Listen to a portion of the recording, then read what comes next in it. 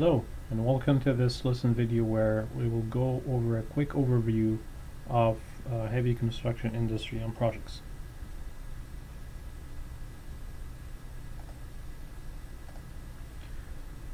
We will cover the shown learning objectives on heavy construction projects, the need for construction equipment, the typical estimating process, and math earthwork operations. The construction industry can be divided into two main sectors: heavy construction and building construction. Heavy construction is also known as horizontal construction, while building construction is mostly vertical. There are multiple differences between these two main industry sectors. First, the owners of heavy construction projects are usually public entities, like the federal, state, or local government. This is because heavy contractors usually build large infrastructure projects and facilities like dams, roads, and bridges. Such infrastructure is the responsibility of the government agencies to fund, develop, and maintain. On the other hand,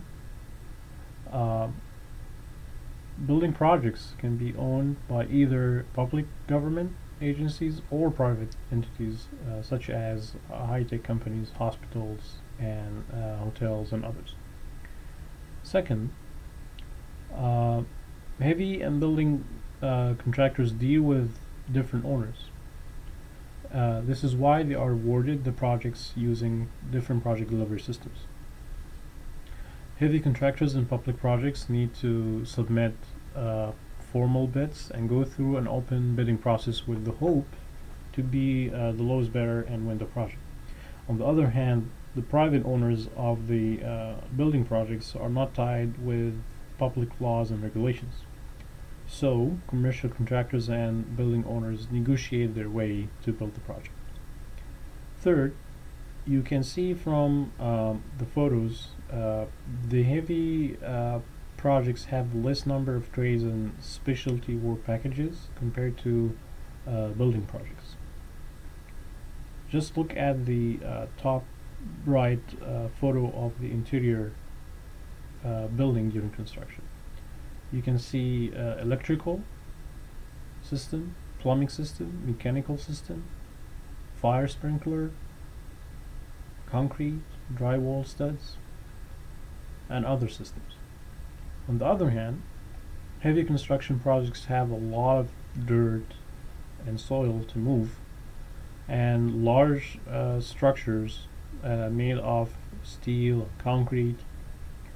There are few cases of heavy projects where they will include mechanical, electrical, and plumbing systems, such as water and energy plants. The last difference you can see here is the use of the heavy equipment. From its name, heavy construction will be very dependent on large equipment and machines to accomplish its job, as you can see here. So why heavy equipment is used in construction? What are the specific reasons for using heavy construction equipment? You can see in the left picture there are two scrapers here and a dozer working in a mass excavation work. In the middle picture you can see multiple tower cranes, while in the right picture you can see a couple of excavators working in a basement dig hole.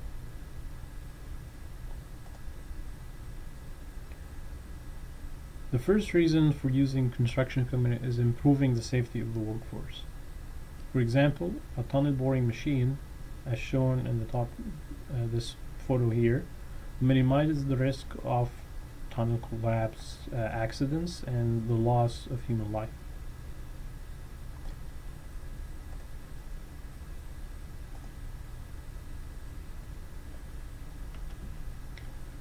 The second reason is to compensate for our limited human physical capacities.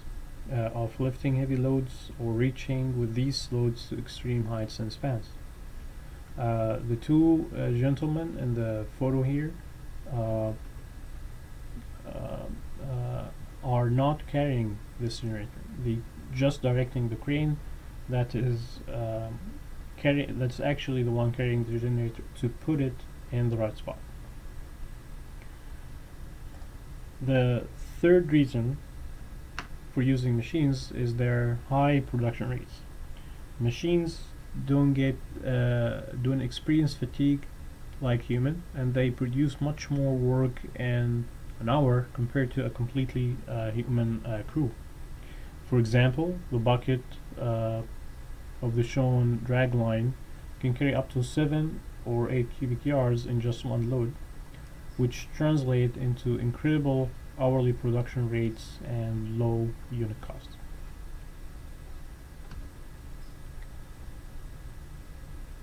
Heavy construction equipment is used in typical operations that we'll cover in this course, like earth moving, compaction, paving, lifting, piling, and many more. This figure here shows some examples of heavy equipment that are mostly relevant to earthwork and earth moving, like trucks, loaders, compactors, graders, and excavators and dozers.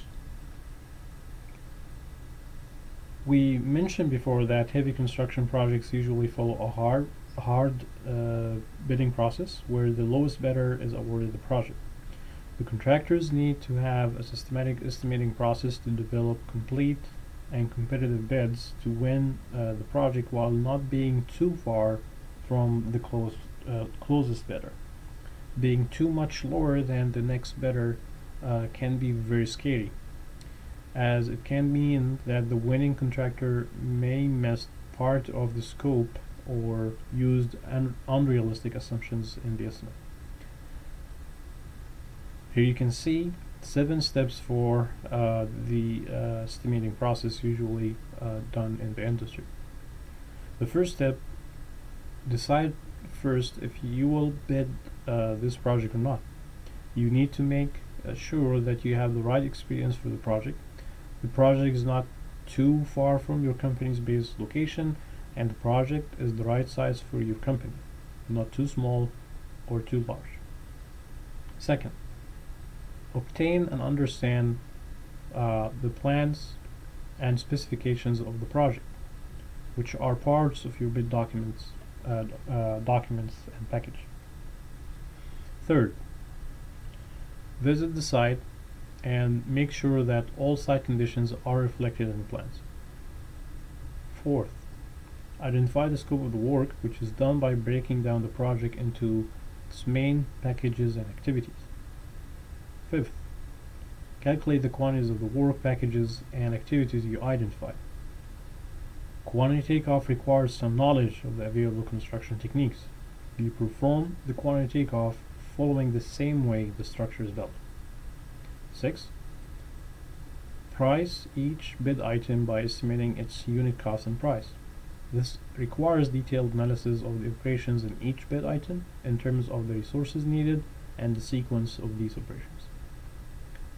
The pricing step is very critical, so we'll cover next what items need to be covered when pricing a bid and its work items. You need to structure the bid estimate in two main components: cost and market. There's a big difference between cost and price, as we'll see next. Cost refers to the actual expense that the contractor pays to finish the work. As you can see, the cost includes direct and indirect cost. The direct cost is any expense that you can directly associate to a single activity or work package. The direct cost includes material, labor, equipment, and subcontractors. For example, the material cost of a structured concrete can be ready-mix concrete that you pour. Its labor cost includes the crew that places the concrete. Its equipment cost includes the concrete pump, and the subcontractor cost can include the cost of the rebar and formwork that is done by a specialty contractor. The indirect cost is any cost that you cannot directly associate to a work package in your project. The indirect cost includes site and overhead items. The site overhead includes general site conditions and supervision, like project managers, project engineers, and superintendents, and also temporary facilities like office trailers, dumpsters, and mobile toilets. The office overhead includes all the staff and facility costs of the main office, where multiple functions are performed to support the different projects of the company. These office functions include business leadership, administration, estimating, human resource management, and marketing.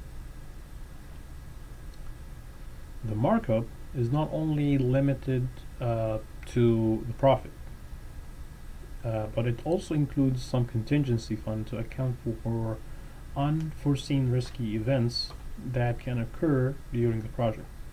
A higher contingency fund is allocated in risky projects with missing information or non-typical work conditions. Now we'll focus on mass earthwork operations as a major part of typical heavy construction project, and learn about earthwork equipment and cost estimation. Earthwork mainly includes moving large amounts of soil within the construction site, or to the construction site, or off the construction site. Earthwork is almost in all types of heavy construction projects, such as highways and dams. Other bid packages will cover that we'll cover in this course include concrete structures, crane operations and rigging, asphalt, piling, and excavation support systems.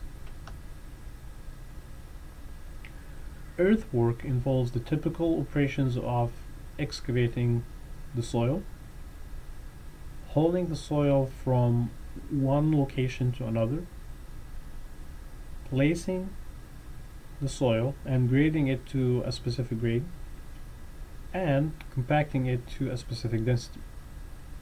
Over the lessons of this course, we'll learn about the production aspects of common machines and equipment used in these operations, such as trucks, dozers, scrapers, and compactors. This is the end of this video, where you learned about heavy construction, heavy equipped machinery, and typical estimation process. You learned about the major mass earthwork operations, which we will study each one of them in more details in the following videos. But first, we need to cover in the coming video the main geotechnical materials used in mass earthwork, which are soil and rock. Thanks for watching, and have a good day.